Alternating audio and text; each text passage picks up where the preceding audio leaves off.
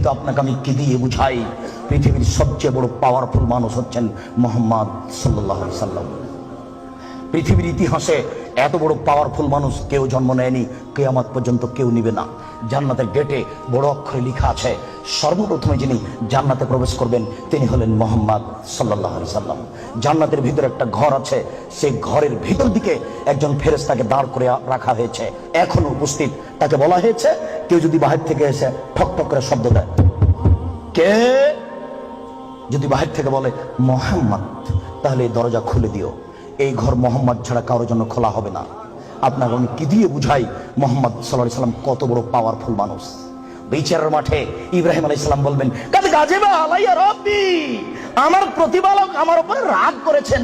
মা গাজিবা মিন কাবলাল বাদ, আমার প্রতিপালক এরকম রাগ পূর্বেও কোনোদিন করেননি, ভবিষ্যতেও কোনোদিন করবেন না। নাফসি নাফসি, আমার যে কি হয় তা আমি নিজেই বুঝি না।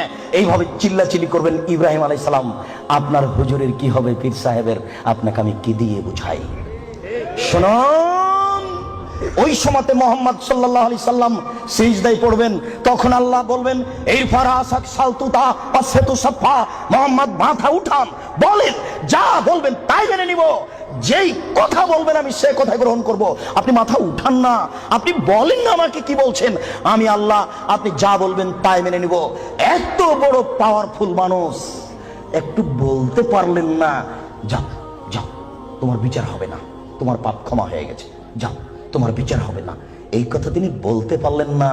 এত বড় পাওয়ারফুল মানুষ, তিনি খালি বললেন, খালিদ তুমি একে গালি দিও না, এত তওবা করেছে। এরকম তওবা যদি বড় থেকে বড় পাপী করে তাহলে তার পাপকে ক্ষমা করা হবে খালিদ, তার মানে এর পাপ ক্ষমা হয়ে গেছে।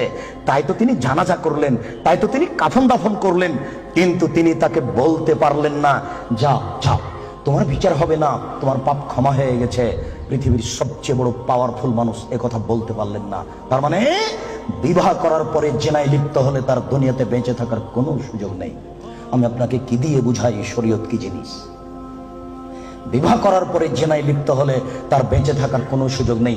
আব্দুর রাজ্জাক সাহেব, কথা বুঝেছি, একটু দয়া করে কোনো পথঘাট বলেন। জি, পথঘাট আছে, চিন্তা করবেন না, নিরাশা কিছু নেই। শুনুন, নিরাশা কিছু নেই। এই পাপ কার সাথে জড়িত? আল্লাহর সাথে জড়িত। আল্লাহ নবী বলেছেন, কেউ যদি জেনে শুনে 1 টাকা সুদ খায়, 36 বার জেনা করে যত পাপ হবে, 1 টাকা সুদ খেলে তার চেয়ে বেশি পাপ হবে। তিনি বলেছেন, সুদের পাপের 70টি ভাগ রয়েছে, ছোট ভাগ হলো মার সাথে জেনা করলে যেমন পাপ হয়।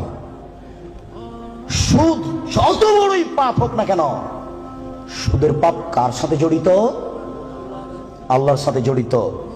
জেনার পাপ কার সাথে জড়িত? আল্লাহর সাথে জড়িত। যুবক, তুমি নিরাশা হবে না, নিরাশার কিছু নেই। শোনো, ওই মোড়ে উঠে এইখানে রিক্সা থেকে নেমে রিক্সাওয়ালাকে বলছো, রিক্সাওয়ালা কয় টাকা ভাড়া রে? 40 টাকা। হ্যাঁ বেটা, 20 টাকা ভাড়া, 40 টাকা চাও। এক থাপ্পড় দিয়ে 20 টাকা দিয়ে বিদায় করে দিলে। এখন এই পাপ তওবা করে ক্ষমা হবে না, মরা পর্যন্ত কাঁদলেও হবে না। এটা খুবই জটিল। জেনার পাপের চেয়ে রিক্সাওয়ালাকে একটা থাপ্পড় মারা কত যে কঠিন, আপনাকে আমি কি দিয়ে বুঝাই? এই ছেলে, তোমার বাপ দলীয় দাপটে জমি দখল করেছে, দিন রাত যদি তোমার বাপ তাহাজ্জুদ পড়ে হবে না। শফিকুল ইসলাম জাগরণী বলেছেন, লাভ হবে না কবর পাকা করে দিয়েছেন, বাপের কবর যদি স্বর্ণ দিয়ে বানান কোনো লাভ হবে না। নজরুল ইসলাম বলেছেন, মসজিদের পাশে কবর দিও ভাই। মসজিদের পাশে কেন, আপনার বাপের কবর যদি কাবা ঘরের নিচে ঢুকিয়ে দেন 1 পয়সা লাভ হবে না। শুনুন, রিক্সাওয়ালাকে থাপ্পড় মেরেছেন, ক্ষমার পৃথিবীতে কোনো সুযোগ নেই। রিক্সাওয়ালাকে খুঁজে বের করতে হবে, খুঁজে বের করে হাত ধরে বলতে হবে, ও রিক্সাওয়ালা, আমি বুঝতে পারিনি গো, তোমাকে 1 থাপ্পড় মারা আমার ভুল হয়েছে, তুমি আমাকে মাফ করো। এই কথা বলার পূর্ব পর্যন্ত পৃথিবীতে কোনো তো কোথাও ক্ষমা নেই। এরা মানুষের সাথে জড়িত পাপ।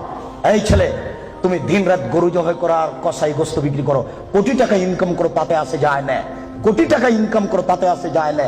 প্রত্যেক দাঁড়িতে 50 করে গোস্ত কম দিয়েছ, এখন ক্ষমা নেও দেখি। কিয়ামত পর্যন্ত তওবা করলে এই পাপ ক্ষমা হবে না। জেনা যত বড়ই পাপ হোক না কেন, গোস্ত ঠকিয়ে বিক্রি করার চেয়ে ছোট, গোস্ত ঠকিয়ে বিক্রি করার চেয়ে অনেক বেশি বড় পাপ। এই ছেলে, তুমি তো শহরে প্রতারণা দিয়ে ব্যবসা করছো, এটা দাম কত? ১৫০০। তুমি জানো যে এর দাম ৩০০। আচ্ছা ৩০০ তুমি ৫০০ চাও, চলন্ত বাজার যদি এর ২০০০ টাকা হয় তবু জায়েজ। তুমি জেনে শুনে বললে ১৫০০ টাকা, তার মানে তুমি প্রতারণা দিয়েছ। একদিনে যদি কোটি টাকা ইনকাম হয় তবু তোমাকে একদিন ভিক্ষুক হতেই হবে। তুমি এইভাবে ব্যবসা কোনোদিন সফলতা অর্জন করতে পারবে না। শুনুন, ডবল দাম নেওয়া যায়, প্রমাণ 10 গুণ দাম নেওয়া যায় যদি চলন্ত বাজার সেটা হয়। প্রমাণ, আল্লাহ রাসূল বলেন, আনাস এই যে 1 টাকা নাও, ছাগল কিনে নিয়ে আসো। আনাস বাজারে গিয়ে 1 টাকা দিয়ে ছাগল কিনে আরেক জায়গাতে 2 টাকায় বিক্রি করেছেন। 2 টাকা দিয়ে বিক্রি করে আবার 1 টাকা দিয়ে একটা ছাগল কিনেছেন আর 1 টাকা নিয়ে চলে এসেছেন। আল্লাহ রাসূল, এনেন একটা ছাগল আর 1 টাকা। আনাস, কি ব্যাপার? তোমাকে যে আমি টাকা দিয়েছি একটা ছাগল কেনার জন্য, তো টাকাও দিচ্ছ, ছাগলও যে দিচ্ছ। আল্লাহ রাসূল, আমি বাজারে একটা ছাগল কিনে ওকে 2 টাকায় বিক্রি করেছি, তারপরে 1 টাকা দিয়ে আরেকটা ছাগল কিনেছি আর 1 টাকা ফিরে নিয়ে এসেছি। আচ্ছা আচ্ছা, বারাকাল্লাহু ফি তিজারাতিক, আল্লাহ তোমার ব্যবসাতে বরকত দান করুক। কি বুঝলেন? ডবল দামে বিক্রি করেছে। ঢাকার ওই পারে যদি 1 টাকা বড় 600 টাকা গজ হয় আর এই পারে যদি 1200 টাকা গজ হয় তবুও জায়েজ। হোমিও ডাক্তার আমাকে বলছে, আব্দুর রাজ্জাক সাহেব, মাত্র এই বোতলে 10 টাকার ওষুধ আছে, আমি এখান থেকে 1 ফোঁটা ওষুধ দিয়ে 3000 টাকা নিই, যদি টাকা কম নিই তাহলে তার ভরসা কমে যাবে। একদিন পরে আবার এসেছে, এসে বলছে ওষুধ দেন। কি করি, আমিও নিরুপায়। তখন এমনি পানি দিয়েছে, কিচ্ছু না, পানি দিয়েছি, দিয়ে 500 টাকা নিয়েছি। যদি 50 টাকা নিই তাহলে সে মনে মনে বলবে আমাকে কোনো ওষুধ দিল না, আমি কি করব? তখন আমি বললাম, ব্যবসা করো, প্রতারণা দিও না। চলন্ত বাজার যদি ১৫০০ টাকা হয় তাহলে নেও, অথবা 500 টাকা নিও, ওই সময় 200 টাকা নিও। তুমি বুঝতে পারছো এটা প্রতারণা, এমন কিছু করো না, জেনার চেয়ে এটা অনেক অনেক অনেক জটিল। সম্মানিত উপস্থিতি, এই ছেলেরা, তোমাকে আশ্বস্ত করছি, নিরাশা হয় না। তবে আমি তোমাকে বলেছি, এখান থেকে উঠার আগে মোবাইলে যেন আর কোনো মেয়ের নাম্বার না থাকে। এবার শোনো, তুমি যদি আজকে মোবাইলের সব নাম্বার কেটে দিতে পারো আর তুমি যদি বলতে পারো আমি জিন্দেগিতে আর কোনোদিন কোনো মেয়ের সাথে কথা বলবো না, তাহলে তুমি যে কোনো বিপদ থেকে বেঁচে যাবা। প্রমাণ, 3 জন লোক রাস্তায় হাঁটছিল, বৃষ্টি আসলো, পাহাড়ের গর্তে ঢুকলো, একটা বড় পাহাড়, বড় পাথর মুখের উপরে আসলো, আর তারা বের হতে পারবে না। একজন বলল, আল্লাহ, আমার বাপ মাকে ভালোবাসি, পাথরটা সরিয়ে দাও। আল্লাহ বললেন, আচ্ছা ঠিক আছে, একটু দিলাম। একজন বলল, আল্লাহ, আমি একটা লোককে কাজে নিয়েছিলাম, অর্ধেক দিন কাজ করার পরে চলে যাবে। আমি বললাম, টাকা নেও। বলছে, না, নেবো না। কদিন পরে এসে বলছে, টাকা দেন। আমি বললাম, গরু ছাগল নিয়ে যাও। আমাকে বলছে, মজাক করবেন না, একদিনের টাকা দেন। আর আমি বললাম, মজাক করিনি, তুমি গরু ছাগল নিয়ে যাও না। সব নিয়ে চলে গেল। আমি যদি তোমাকে সন্তুষ্ট করার জন্য এই কাজ করে থাকি, পাথরটা সরিয়ে দাও। আল্লাহ বললেন, আচ্ছা ঠিক আছে, আমি সরিয়ে দিলাম।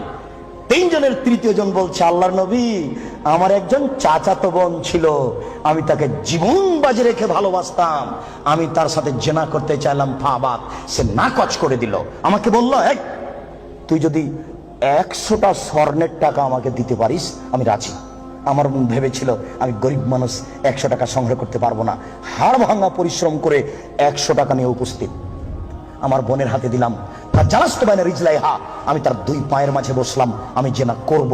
তখন আমার বোন বলছে, আব্দুল্লাহ, হে আল্লাহর বান্দা, ইত্তাকিল্লাহ, আল্লাহকে ভয় করে, ওরা তাফতাহিল খাতামা, তুই আমাকে অসতী প্রমাণ করিস না। হে আল্লাহর বান্দা, তুই আল্লাহকে ভয় করে আমাকে অসতী করিস না। ফাকুনতা আনহা, আমি ওখান থেকে উঠে গেছি, তোমার ভয়ে পাথর সরিয়ে দাও। আল্লাহ বলেন, আচ্ছা ঠিক আছে, আমি পাথর সরিয়ে দিলাম। এ দেখো, বিপদ থেকে বেঁচে গেল জেনা বন্ধ করার কারণে। আমি না বুঝাতে পারলাম না। বুখারী মুসলিমের হাদিস। 2, এই ছেলে শোনো, শুধু বাঁচা নয়, আজকে থেকে তুমি যদি বলতে পারো, কোনো মেয়ে যদি তোমার সাথে জেনার গল্প করতে চাই, তাহলে তুমি মোবাইলে বলবা, এমনি আখাফুল্লাহ, আমি আল্লাহকে ভয় করি, জিন্দেগিতে আমি তোমার সাথে আর কোনোদিন কথা বলবো না, তুমি আমার সাথে কথা বলবো না। এই কথা যদি তুমি বলতে পারো, বিচারের মাঠে তুমি বিশেষ ছায়াতলে 7 শ্রেণীর মানুষ থাকবে, তবে তুমি একজন। বুখারী মুসলিম। আমি কি বুঝাতে পেরেছি? তার মধ্যে তুমি একজন। 3, এবার তোমাকে ছেড়ে চলে আসলাম তোমার বোন আর তোমার মায়ের কাছে। রাসূল সাল্লাল্লাহু আলাইহি ওয়াসাল্লাম বলেছেন, কেউ যদি 4টি কাজ করতে পারে, কোন নারী যদি 4টি কাজ করতে পারে, জান্নাতের যে কোনো দরজাতে ঢুকতে পাবে।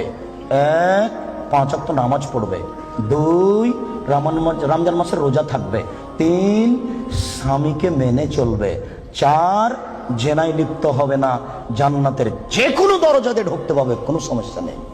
এবার সবার জন্য আল্লাহ তাআলা বলেন ওয়ানাহান নাফসা আনিল হাওয়া ফাইনাল জান্নাতাল হিয়াল মাওয়া। পৃথিবীর মানুষ তোমরা শুনে রাখো, আমি আল্লাহ বলছি, তোমরা যদি তোমাদের প্রবৃত্তিকে ঠেকাতে পারো, যদি বলো আর কোনোদিন জেনায় লিপ্ত হব না, তাহলে আমি আল্লাহ তোমাদের জন্য জান্নাতুল মাওয়া রেখেছি। যারা প্রবৃত্তিকে ঠেকাতে পারবে তাদের জন্য আল্লাহ জান্নাতুল মাওয়া রেখেছেন। সম্মানিত উপস্থিতি, জেনা যত বড়ই পাপ হোক না কেন, আজকে আপনি সেখান থেকে ফিরে আসার চেষ্টা করুন, আল্লাহ আপনাকে রক্ষা করবেন ইনশাআল্লাহ। সম্মানিত উপস্থিতি।